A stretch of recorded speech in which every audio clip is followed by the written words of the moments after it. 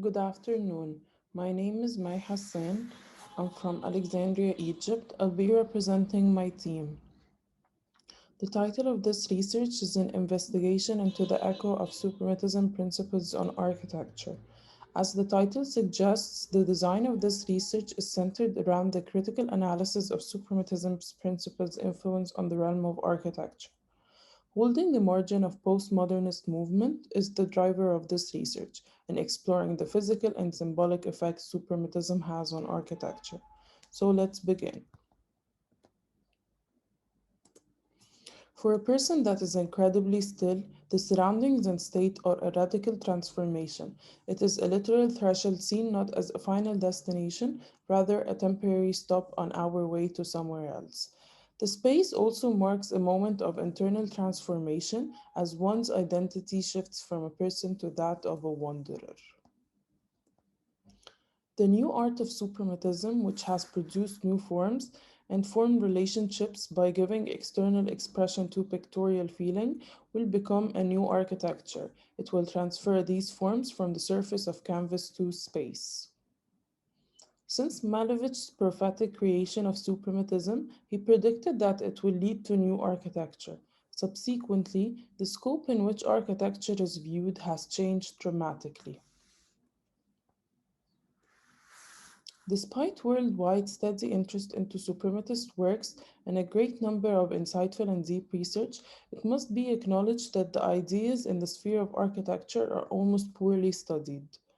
A considerable number of architectural students, architects, and designers around the world who admire abstraction and weaving art into architecture generally find it difficult to discern the principles of designing form. The focus of this study is the generation of suprematist architectural form that is roughly a new domain in both practice and theory of architecture. The paper studies suprematist print in architecture because it's considered the mother of abstraction. Therefore, this study aims is to find out the principle of generating creative suprematist architecture forms and to investigate whether there are more form principles.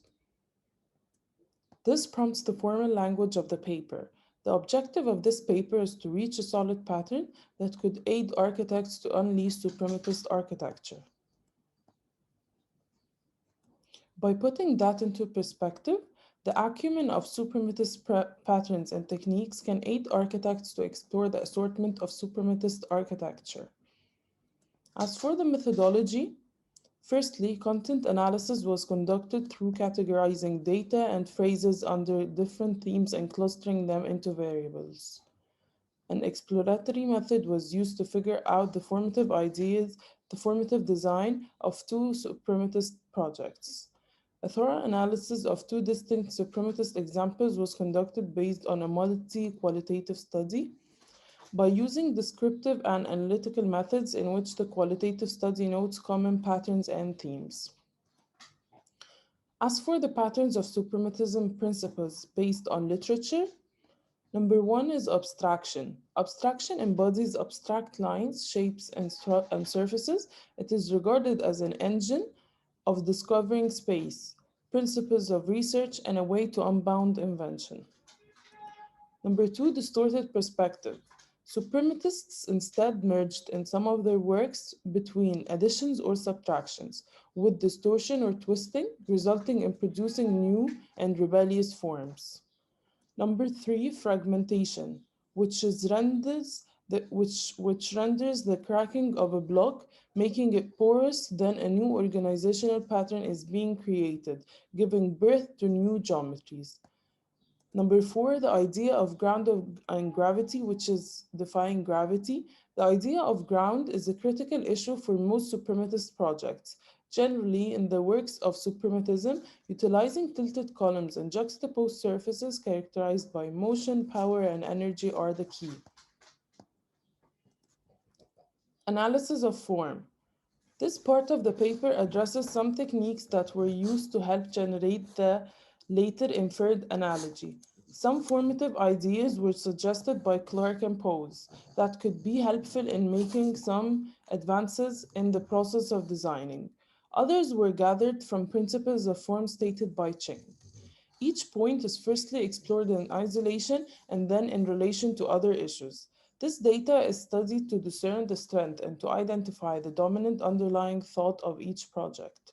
From the analysis and the resulting party diagrams of each of the discussed buildings, similarities and differences among the designs can be pinpointed.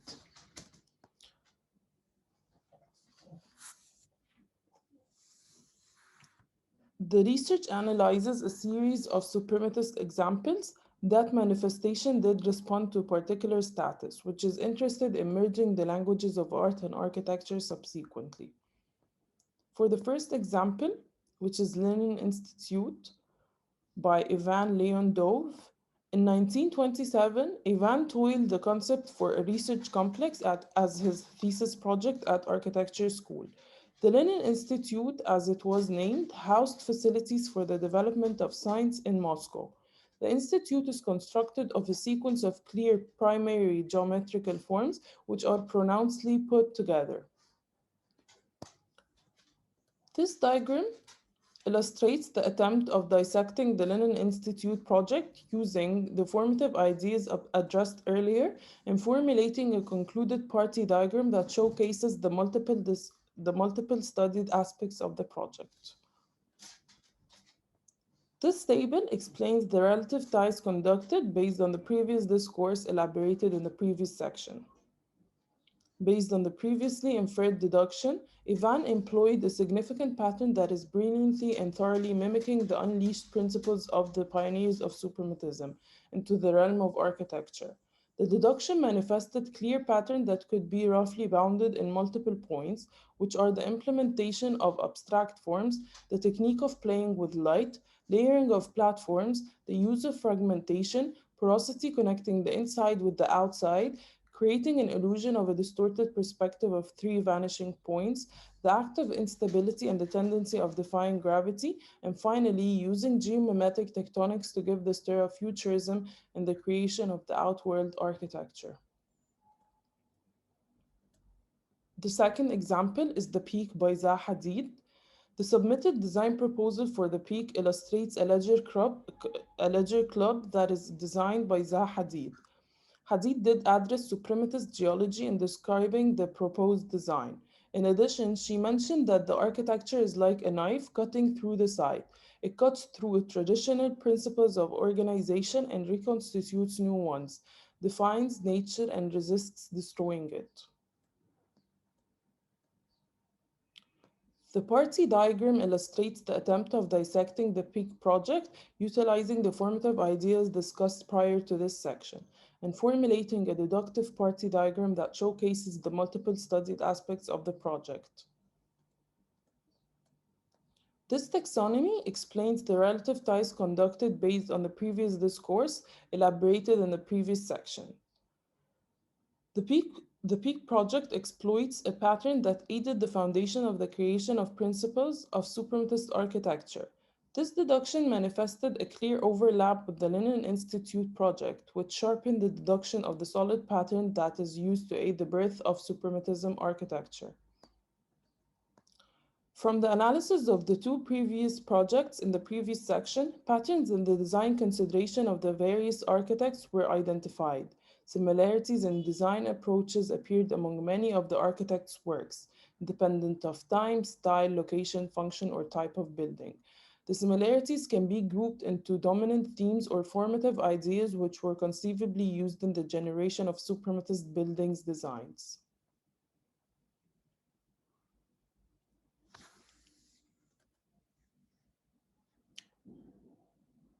These points were discussed earlier.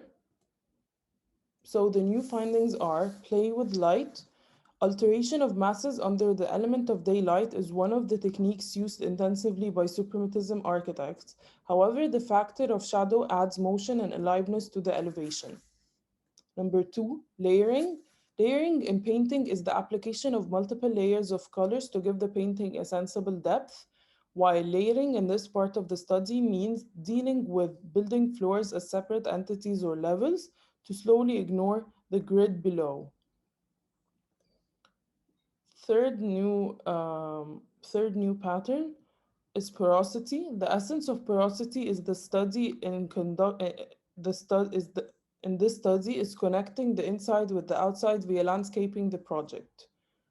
Finally, geomimetic tectonics, the merge between geology and architecture tectonics, creates a rather metaphysical prospect for suprematist architecture.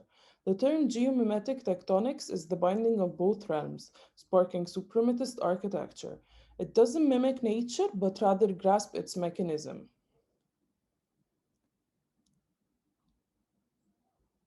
To conclude, while efforts are being made to extricate these patterns, researchers are deficient to reckon the echo of suprematism art movement on architecture.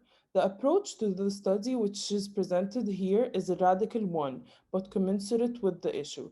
The eruption of the deducted pillars of suprematist architecture was driven by the analysis of the works of multiple suprematist architects and artists, and the unraveling of the common pattern that was lurking beneath the surface of their works. Accordingly, it is expected that through comprehending these patterns and techniques, many aspects might be clarified, and this might help architects whom are interested to explore the assortment of suprematism architecture. Thank you.